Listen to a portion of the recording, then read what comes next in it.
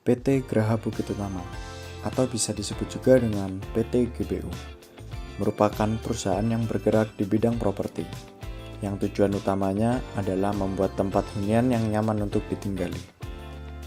PT Graha Bukit Utama adalah perusahaan anakan dari Podojoyo Masyur Group, atau yang biasa dikenal dengan PJM Group, yang berlokasikan di Surabaya.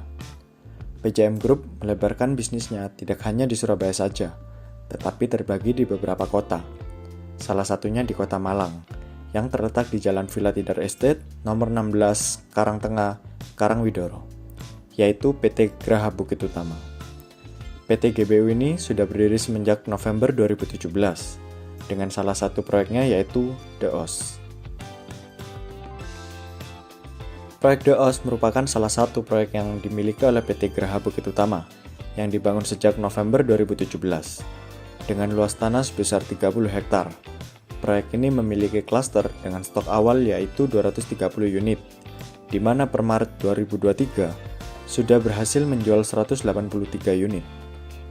Proyek The Oz memiliki 9 tipe rumah, yaitu Collins House dengan tipe 36, Hampton House dengan tipe 45, Bowden House dengan tipe 54, The Melrose House dengan tipe 80, Harwood House dengan tipe 45, Wellington House dengan tipe 54. Dengan salah satu bagian dari klaster ini yaitu adalah Hyde Park Blok HA dengan 2 tipe rumah, yaitu Sienna House dengan tipe 45, Georgia House dengan tipe 55, dan yang terakhir adalah tipe terbaru yang dimiliki The Oz, yaitu Harwood House.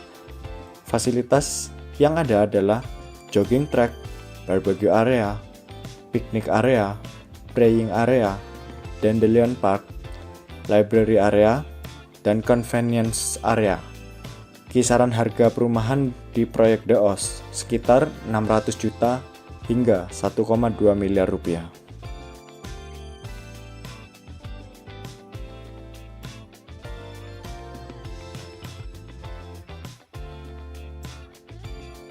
Visi dan misi yang dimiliki oleh PT Graha Bukit Utama, yaitu tumbuh bersama untuk masa depan yang lebih baik sebagai visinya. Lalu, kemudian misi dari PT Graha Bukit Utama, yaitu PT Graha Bukit Utama berkomitmen untuk menjadi perusahaan pengembang terbaik dan terdepan dengan menjadikan land banking sistem keuangan yang handal untuk memulai perubahan di era yang baru dan berupaya dalam menyediakan sebuah hunian yang baik, nyaman, dan berkualitas guna menunjang pertumbuhan masyarakat serta menjadi mitra yang akan berkontribusi terhadap peningkatan kualitas baik taraf hidup masyarakat maupun ekuitas swasta. Dalam pelaksanaan proyek yang dilaksanakan oleh tim kami menemukan permasalahan yang dialami dalam perusahaan ini.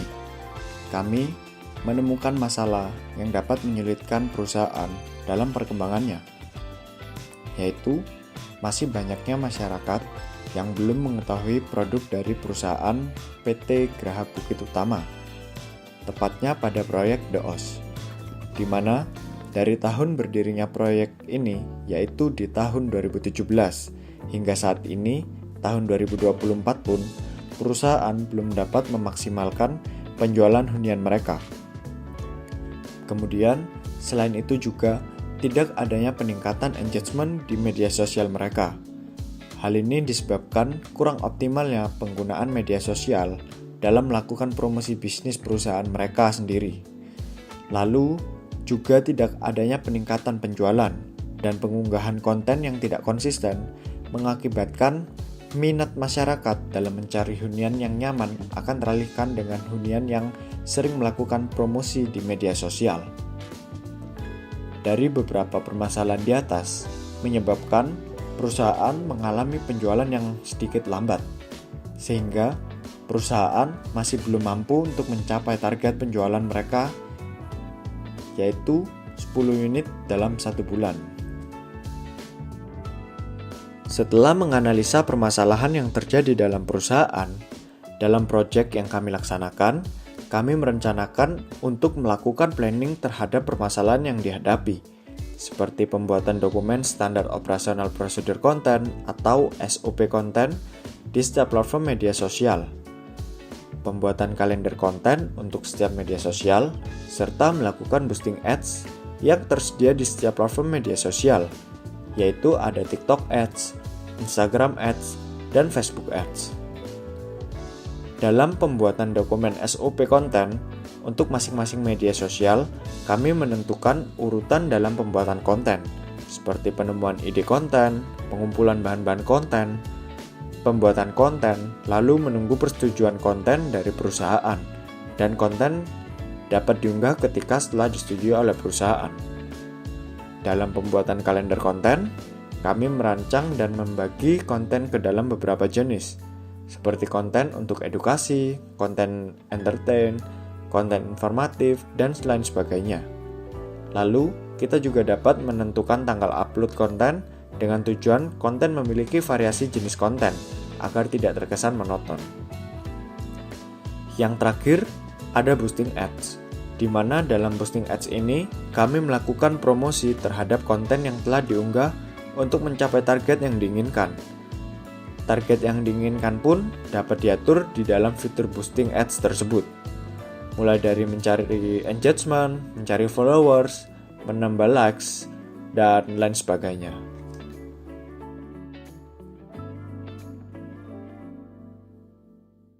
Saya Valencia Christian, saya sering dipanggil Cio atau nama panggilan saya Cio. Saya di sini selaku sebagai manajer marketing dari Perumahan Diozi. Sekaligus juga pembimbing anak-anak magang dari Universitas Macung, terutama Ella, Bayu, Aaron, dan Wisnu. Sudah kurang lebih 12 bulan mereka berada di sini atau berada di lingkup kerja Perumahan Diozi. Di awal saya bertemu dengan Ella, Bayu, Aaron, dan Wisnu, telah saya sampaikan bahwa kalian di sini bukan hanya sekedar magang saja, tapi layaknya kan seperti orang bekerja. Jadi ketika kalian lulus dari Macung dan mulai bekerja di tempat lain, tidak akan kaget gimana sih dunia kerja itu, atau mungkin kekhawatiran-kekhawatiran yang pernah kalian pikirkan di benak kalian. Nah, dalam kegiatan magang ini, saya memberikan proyek kepada Ella, Bayu, Aaron, dan Wisnu untuk melakukan proyek pengembangan branding dari Perumahan Diozi. Dalam proses pengembangan branding ini, kita mulai dari sosial media. Kenapa kok mulai dari sosial media? Karena sekarang penjualan dari segi apapun, dimanapun, kita harus menggunakan sosial media. Atau sering kita sebut sekarang adalah digital marketing atau marketing digital. Maka dari itu, kita harus memperkuat sosial media kita dulu, supaya sering dilihat orang, oh ternyata produk ini, brand ini sudah terkenal di daerah itu, atau sudah terkenal dengan produknya. Kita mulai dari mana? Sosial medianya, dari Instagram, TikTok, Facebook, dan masih banyak macam sosial media lainnya.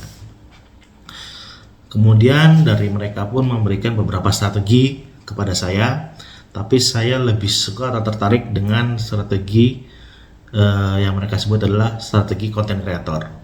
Dalam strategi ini, mereka sudah merencanakan atau menjadwalkan materi atau konten yang akan mereka buat dalam kurun 1-2 bulan ke depan. Dan dalam timeline yang mereka buat juga, mereka memikirkan konten apa yang sedang trending atau istilah gaulnya FYP.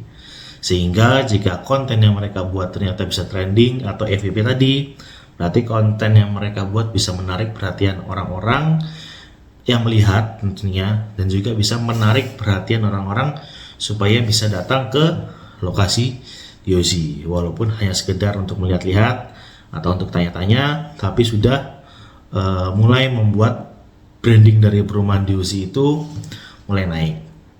Kemudian dalam step pembuatan content creator tersebut, mereka mungkin juga punya beberapa step yang harus mereka lalui.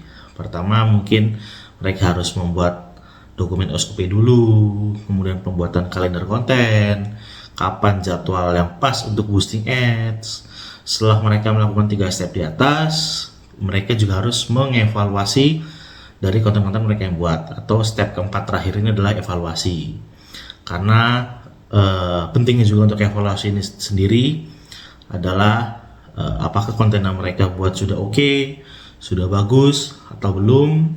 Kemudian ads yang mereka gunakan ini sudah tertuju kepada mereka atau belum, dari segi usia, dari segi tempat, dan sebagainya macamnya yang mereka gunakan.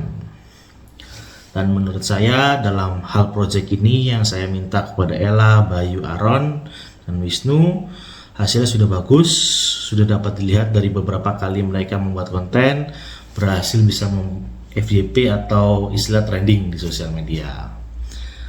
Menurut pendapat saya, untuk kinerja Ella, Bayu, Aaron, dan Wisnu sudah cukup bagus, tapi proyek untuk branding ini hanyalah sebagian dari salah satu ide yang meningkatkan branding di sosial media. Jadi untuk kedepannya terus mencari ide-ide lainnya untuk meningkatkan personal branding dari setiap produk yang akan kalian jalani ke depannya. Tidak hanya dari perumahan, tapi dari apapun itu produknya. Semoga sukses selalu dari Ella, untuk Ella, Bayu, Aaron, dan Wisnu. Terima kasih untuk 12 bulannya selama ini. Thank you.